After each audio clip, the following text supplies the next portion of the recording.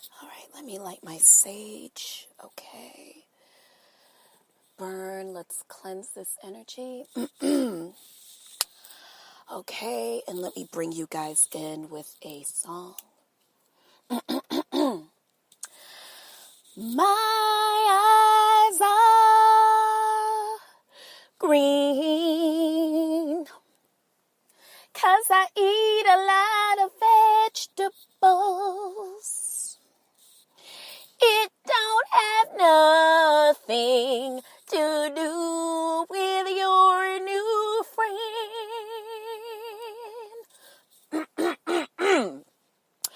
My eyes are green, 'cause I eat a lot of vegetables. It don't have nothing to do with your new friend. Okay? I don't care. I swear. I'm too through with you. I am. You don't mean nothing to me. So go ahead and be with your friend. My eyes are green. 'Cause I eat a lot of vegetables. All right. It don't have nothing to do with your new friend.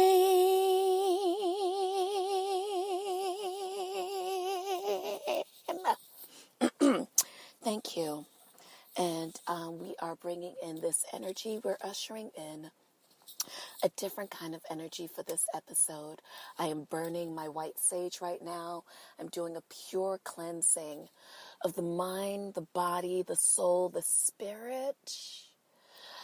Welcome. Yes, welcome. Snap your fingers if you will. Yes. Welcome.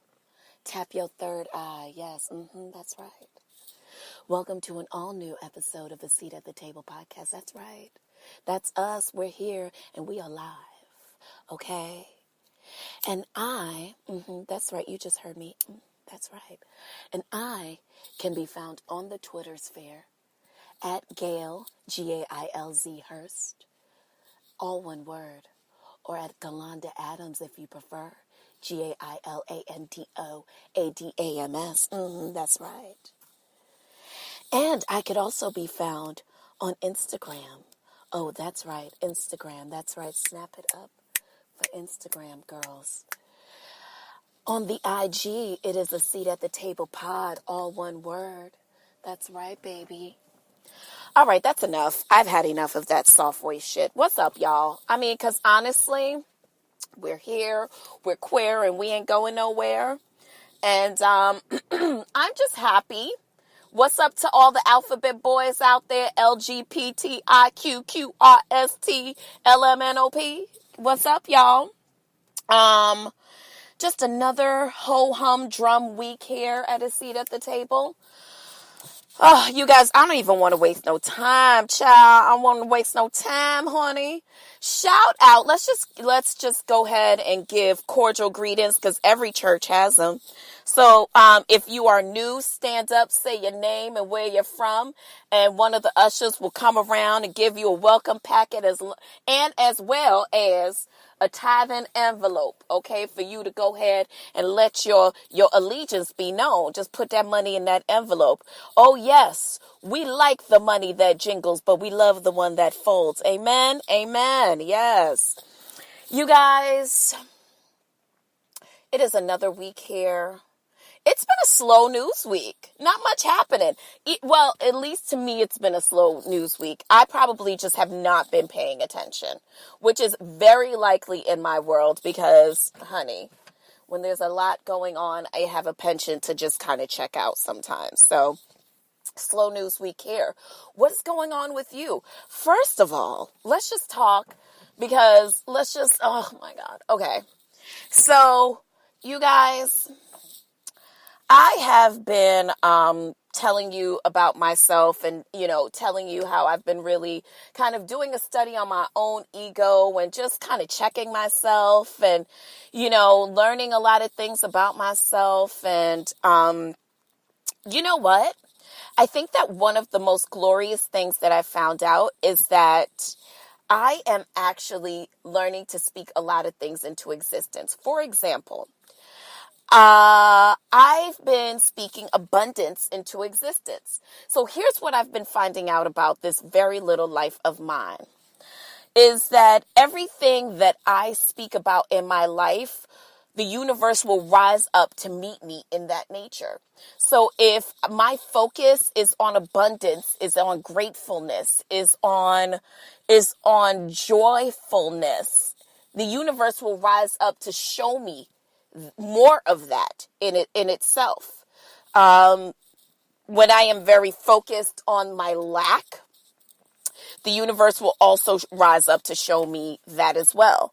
And so this week, I think I've been really focused in the past 2 weeks, which explains my absentee. I'm going to explain my absenteeism because I know that a lot of you girls like to come for me about the consistency of this show. But as I've stated to you before, I will never be one of these girls that delivers a show to you just out of a sense of obligation because of tradition or histrionics. So because I like to deliver a show every Thursday, people do that, and kudos to you. You know what I mean? If consistency is your thing in that respect, I respect it. Good on ya. Good on ya. But for me, hold on, let me take a sip of my coffee. I think I have 2 double vanilla espresso shots in this coffee. So that if I seem like I'm on 12 and I'm tweaking, that's the reason why.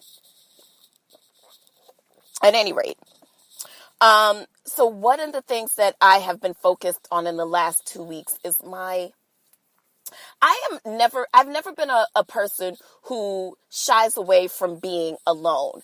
I actually enjoy solitude. I oftentimes think that I tend to enjoy solitude too much.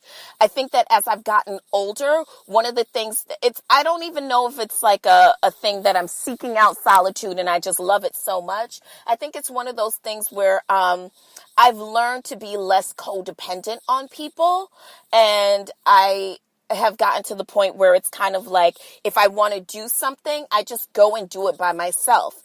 If I want to go somewhere, I just go by myself. I don't need to necessarily have someone to go with. If I want to have a drink and I feel like going and doing that by myself, I would love if I had a friend to come with me. But if I don't and I want to fucking drink and I want to go outside and see people, guess what? I'm not waiting for anyone to come with me. I'm going by myself. And I think I could attribute a lot of that to being the youngest sibling and having such a wide age range difference between myself and my 2 older siblings. So my sister is, I want to say 9 or 10 years older than me. I think 9 years. And my brother is 7 years older than me. So for me, I didn't have, I had a lot of cousins who were my age, and younger cousins even, but what I didn't have was younger siblings. So this kind of need, and I realized throughout a lot of my friendships that sometimes I would develop a sense of codependency, especially when I was living in Philadelphia. I felt like, if my friends didn't want to do the same things that I wanted to do, I was upset about it or whatever, because I didn't feel comfortable enough in doing those things by myself.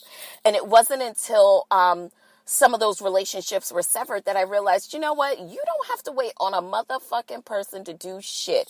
You want to go shopping or have a meal, or listen, after I record this show, I'm going to the fucking gym and then I'm going to see Us by my goddamn self. Now, that's a big deal for me because I hate scary movies. Horror movies are not my thing. I don't do them. But you know what? I want to support this Black film.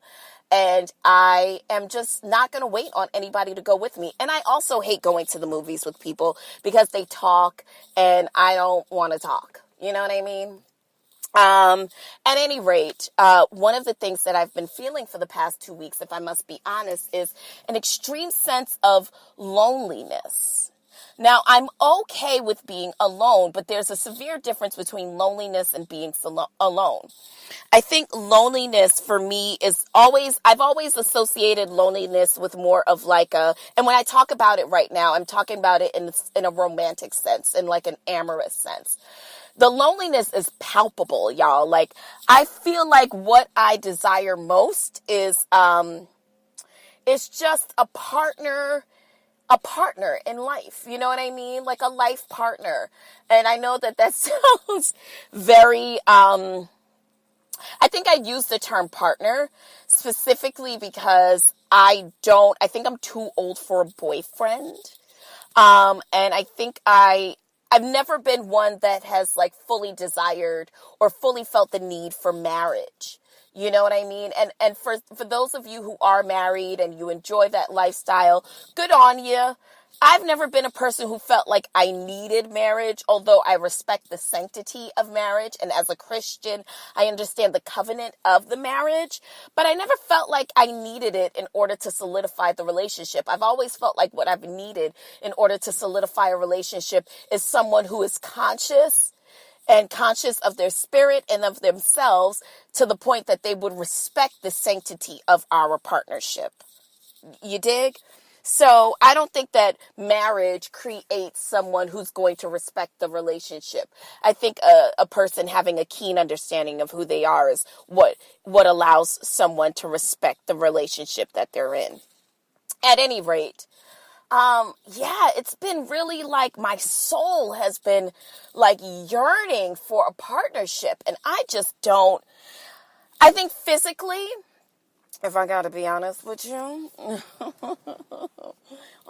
physically, I mean, I feel like, I feel the urge to merge, but I think that even more so than that, like, I think that I crave the intimacy more so than just the urge to merge.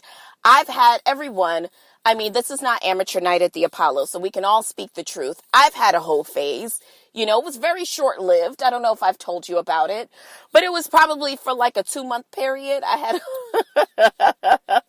my whole phases aren't like some of you motherfuckers have had whole phases since y'all was 15, and you motherfuckers are nearing goddamn 35 and shit. Still talking about you had a whole phase. Bitch, that's not no phase. That's a motherfucking era, bitch. Okay?